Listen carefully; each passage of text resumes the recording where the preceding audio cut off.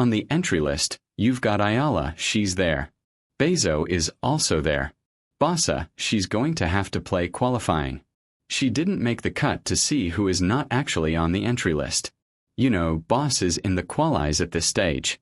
Now, there are a lot of something wild is happening in the world of tennis right now. And if you have not been paying attention, you are seriously missing out. There is a name echoing through every locker room, every press box, and every fan forum on the internet. And that name is Eala. A few weeks ago, she was the exciting young player everyone was keeping an eye on. Today, she is the player everyone is talking about because the French Open has just handed her a direct spot in the Roland-Garros main draw. No qualifying, no fighting through brutal early rounds. Straight into the main event alongside the biggest names in women's tennis. And the ripple effects of that decision are being felt all across the sport. Now, before we get into what this means for her future, let us talk about why this moment hits so differently. Grand Slam tournaments do not hand out wild cards and direct entries just because someone looks promising. These decisions are calculated. Organizers study numbers. They study crowds. They study social media buzz. They study the kind of energy a player brings into an arena. And when the French Open looked at all of that data, one name kept coming up over and over again. So ask yourself, what has Eala done in such a short period of time to convince one of the most prestigious tournaments in the world that she belongs in that main draw? Because the answer to that question tells a story that is honestly bigger than tennis itself. It goes back to the Australian Open earlier this year. And if you were watching closely, you already know what happened. The moment she started playing, something shifted. Fans who had never even heard her name before were suddenly scrambling to find out which court she was on. Lines of spectators wrapped around the outside of courts before her matches even began. People were arriving hours early just to secure a seat, just to be in the same space while she played. Think about that for a second. These were not finals. These were not even semi-final matches. This was just Eala doing what she does, playing tennis with this fearless magnetic energy that makes it almost impossible to look away. Tournament staff noticed, broadcasters noticed, and most importantly, the people running these events noticed because in modern sports, attention is currency. The ability to pull casual viewers in to make people who do not usually follow tennis suddenly care about the outcome of a match, that is rare. That is the kind of quality you cannot teach and you cannot manufacture. Either you have it or you do not. And Eala has it in a way that very few players in the current generation possess. But attention alone does not earn you a French Open main draw spot. You need results. You need moments. You need to prove you belong when the pressure is highest. And that is exactly what happened at the Miami Open. If the Australian Open introduced the world to Eala, then Miami was the tournament where the tennis community sat up straight and said, okay, this is real. Her run through that draw was not something anyone predicted.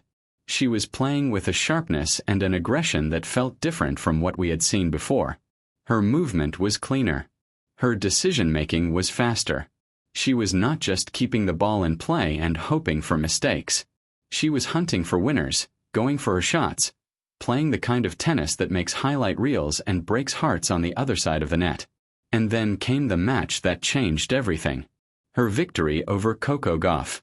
Let that sit for a moment. Coco Gauff, a Grand Slam champion, one of the biggest stars in women's tennis today, a player who has been through the biggest moments this sport has to offer. And Eala walked onto that court and beat her.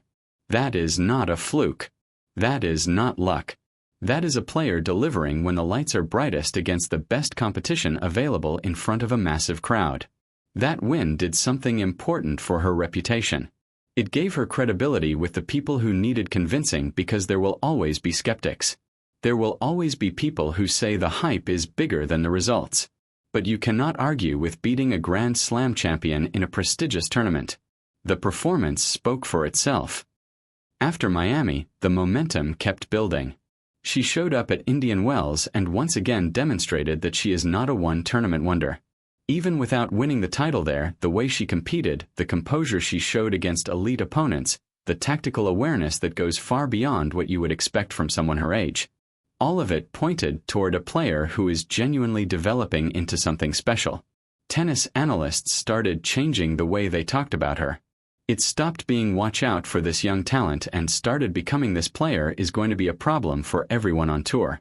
That shift in how the experts speak about an athlete matters because it reflects a deeper change in perception.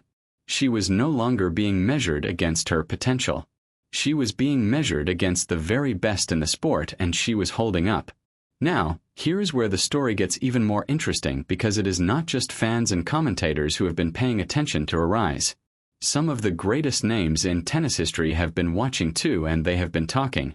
Novak Djokovic, a man who has lived through every possible pressure this sport can create, a player who has won everything there is to win and faced down every type of rivalry imaginable, has reportedly been highly impressed by what he has seen from Alex Eala. When Djokovic speaks about a young player's mentality and discipline, you listen because he has been in the arena. He knows what separates the players who reach the top from the ones who almost make it. And the fact that someone with his eye for talent is taking notice says something profound about where her career is heading. Then there is Maria Sharapova.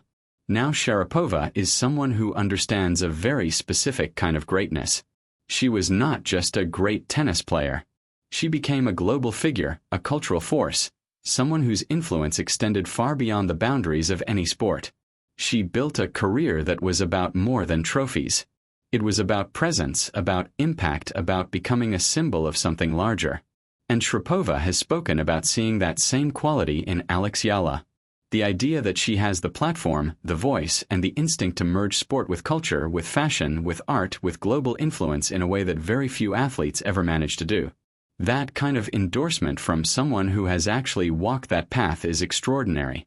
It tells you that the people who understand what it takes to become more than just a champion believe that Alex Eala has the ingredients to become exactly that. And this brings us to Paula, because no story about the shift in women's tennis right now is complete without acknowledging what is happening to the players whose spotlight is being shared or in some cases quietly taken. Badosa is a great player. Full stop. Nobody with any serious tennis knowledge is going to dismiss what she has accomplished. She has fought through injuries that would have ended other careers. She has competed at the highest level. She has won important matches against important players. She has earned her place in this sport. But momentum is a strange thing. It does not care about resumes. It does not check your ranking history before deciding where to flow.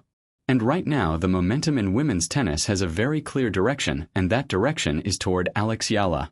Imagine spending years grinding through the tour, fighting through qualifiers, managing injuries, building your reputation point by point and match by match, and then watching a young player leap past you. Not just in rankings, but in cultural relevance, in crowd size, in tournament trust, in the volume of attention she receives every time she walks onto a court. That is a genuinely difficult thing to process as a competitor because elite athletes are wired to fight for position. They are wired to believe that hard work and results should determine the hierarchy. But modern sport does not always work that cleanly. Sometimes a player arrives who changes the conversation in a way that goes beyond what statistics can capture. And that is precisely what Alex Eala is doing right now. She is not just winning matches. She is changing what people expect from a tennis match when she is in it. Now, the French Open is the stage where all of this comes together in the most dramatic possible setting. Roland-Garros is clay court tennis at its most unforgiving. The surface rewards patience, physical endurance, tactical intelligence, and an ability to mentally reset after long, brutal rallies that can stretch for minutes at a time. It is a completely different challenge from the hard courts where she has built much of her recent momentum. Clay demands something deeper from a player. It tests whether you can suffer through a point, stay disciplined when your legs are burning, and trust your game plan when the surface is working against you. So, the question hanging over everything right now is not whether Alex Eala deserves to be in the main draw. That decision has already been made, and it was made for good reasons. The real question is whether she can take this opportunity and turn it into a statement. Because a deep run at Roland-Garros would not just be a great result for her personally. It would be a moment that reshapes the entire conversation around women's tennis. It would put her in the same sentence as players who have defined this sport across generations. Her camp reportedly knows what is at stake.